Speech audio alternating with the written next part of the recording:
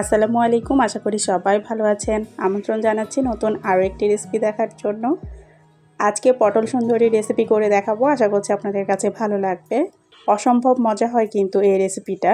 পটলের এই রেসিপিটা যদি আপনার মেহমানকে খাওয়ান তাহলে কিন্তু আপনার মেহমান এই রেসিপিটা জানতে চাইবে যে কিভাবে পটলের রেসিপিটা করে নিয়েছেন।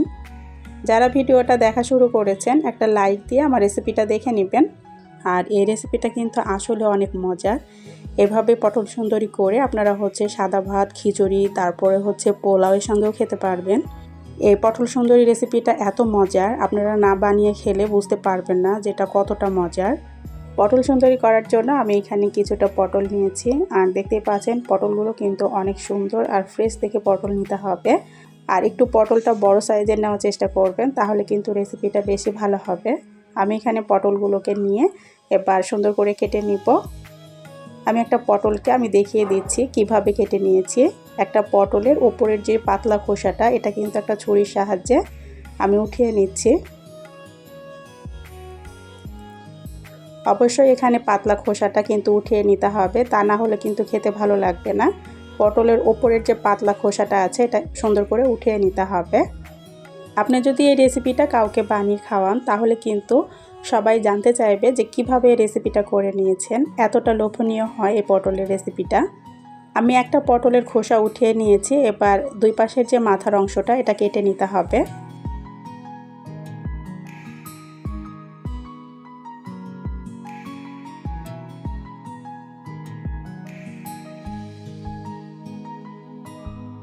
দুই পাশে মাথার অংশটা আমি কেটে নিয়েছি। এবার দেখিয়ে দিচ্ছি আমি কিভাবে ডিজাইনটা করে নিয়েছি। আর আসলে এটা দেখে বুঝে নিতে হবে, এখানে বলার কিছুই নেই। ভিডিওটা দেখে তারপরে বুঝে নিতে হবে। একটা ছুরির সাহায্যে আমি এভাবে পটলটা কেটে নিচ্ছি। প্রথমে এক পাশ কেটে নিতে হবে।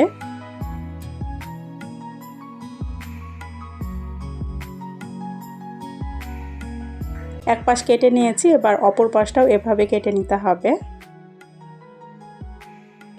আমি দুই পাশে কেটে নিয়েছি। এবার সব পটলগুলোকে আমি একইভাবে কেটে নিব। রেসিপিটা যারা দেখা শুরু করেছেন একটা লাইক দিতে ভুলে গেছেন, প্লিজ একটা লাইক দিয়ে আমার রেসিপিটা দেখে নেবেন। একটা পটল আমার কাটা হয়ে গেছে। সব পটলগুলোকে আমি একইভাবে কেটে নিব। বাকি যে পটলগুলো আছে এগুলোকে আমি একইভাবে কেটে নিব। দেখতেই পাচ্ছেন এখানে আমি সব পটলগুলো কেটে নিয়েছি আর কেটে পটলগুলো ধুয়ে নিয়েছি। এই পটল সুন্দরী রেসিপিটা করে আপনারা সাদা ভাত, খিচুড়ি, পোলাও সব কিছুর সঙ্গে খেতে পারবেন।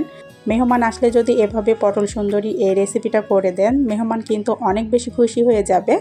আর আপনার কাছ থেকে এই রেসিপিটা জানতে চাইবে যে আপনি কিভাবে করেছেন।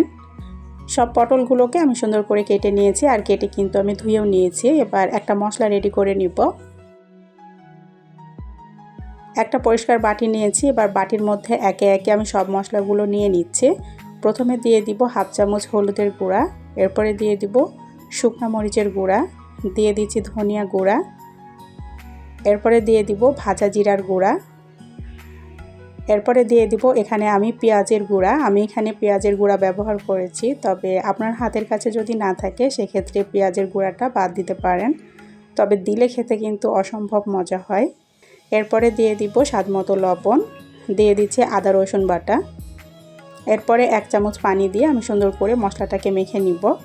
পেঁয়াজের গুঁড়াটা খুব সহজে আর ঘরে কিভাবে তৈরি করে নিতে পারবেন এই রেসিপিটা আমার চ্যানেলে দেওয়া আছে, চাইলে দেখে নিতে পারেন। এক চামচ পানি দিয়ে তারপরে মশলাটাকে আমি সুন্দর করে মেখে নিয়েছি। এবার পটলগুলো দিয়ে পটলের গায়ে মশলাটাকে খুব সুন্দর করে মেখে নিতে হবে।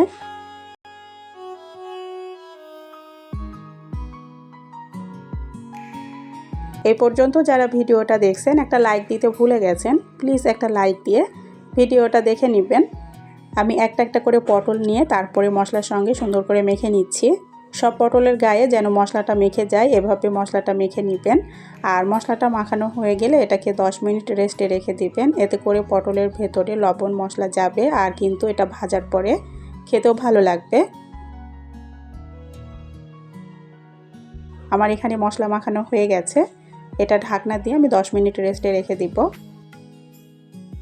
10 মিনিট পরে তো আমি চুলায় একটা কড়াই বসিয়ে পরিমাণ মতো তেল দিয়ে দিয়েছি। তেলটা গরম করে নিয়ে এর মধ্যে একে একে পটলগুলো দিয়ে তারপরে ভেজে নিব। এখানে কিন্তু হাই হিটে পটলগুলো ভাজা যাবে না, হালকা আঁচে পটলটাকে ভেজে নিতে হবে, তা না হলে পটলের উপর থেকে পুড়ে যাবে আর ভেতরে কিন্তু কাঁচা থাকবে। যারা নতুন বন্ধু ভিডিওটা দেখা শুরু করেছেন, একটা লাইক দিয়ে আমার চ্যানেলটা সাবস্ক্রাইব করে পাশে থাকা বেল বাটনটি অল ক্লিক করে দিবেন, এতে করে নতুন কোনো ভিডিও ছাড়লে সবার আগে দেখে নিতে পারবেন। যারা এই কাজটা করে রেখেছেন তাদেরকে অসংখ্য ধন্যবাদ ও ভালোবাসা। সব পটলগুলো দিয়ে আমি ঢাকনা দিয়ে 10 মিনিট এটাকে এক পাশ ভেজে নিব, এতে করে পটলটাও নরম হবে আর খুব সুন্দর ভাজা হয়ে যাবে। 10 মিনিট পর দেখতে পাচ্ছেন আমি কিন্তু ঢাকনাটা সরিয়ে পটলগুলোকে উল্টিয়ে দিব। পটলগুলোকে উল্টিয়ে দিয়েছি, এবার আবারও ঢাকনা দিয়ে দিব, দিয়ে আরও 10 মিনিট এই পাশে রান্না করে নিব। পটলগুলোকে উল্টিয়ে দিয়ে আমি আবারও ঢাকনা দিয়ে দিলাম, আরও 10 মিনিট রান্না করে নিব। 10 মিনিট পর দেখতে পাচ্ছেন আমি ঢাকনাটা সরিয়ে নিয়েছি। এবার পটলগুলোকে উল্টিয়ে পাল্টিয়ে সুন্দর করে ভেজে নিতে হবে। পটলগুলো কিন্তু সিদ্ধ হয়ে গেছে, এখন শুধু ভেজে নিতে হবে। একবার হলেও রেসিপিটা বানিয়ে তারপর খেয়ে দেখবেন, অসম্ভব মজা হয় কিন্তু এটা খেতে। আর এই পটলের রেসিপিটা আপনারা সাদা ভাত, খিচুড়ি, পোলাও সব কিছুর সঙ্গে খেতে পারবেন। পটলের এই রেসিপিটা একবার হলেও ট্রাই করে দেখতে পারেন। পটলগুলোকে আমি সুন্দর করে উল্টিয়ে পাল্টিয়ে দিয়েছি, এবার ভেজে নিব।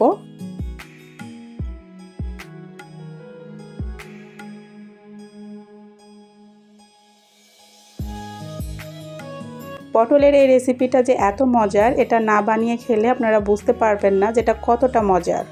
মেহমান খেয়ে কিন্তু আপনার প্রশংসা করবে যে এত মজার হয় পটল ভাজাটা। পটলগুলো আমার ভাজা হয়ে গেছে, এগুলোকে একটা প্লেটে উঠিয়ে আপনাদেরকে দেখাচ্ছি যে কতটা লোভনীয় হয়েছে। দেখতে পাচ্ছেন কতটা লোভনীয় হয়েছে। আর এভাবে পটল ভেজে আপনারা কিন্তু খেতে পারেন, আর এটা সাদা ভাত, খিচুড়ি, পোলাও সব কিছুর সঙ্গে খেতে পারবেন।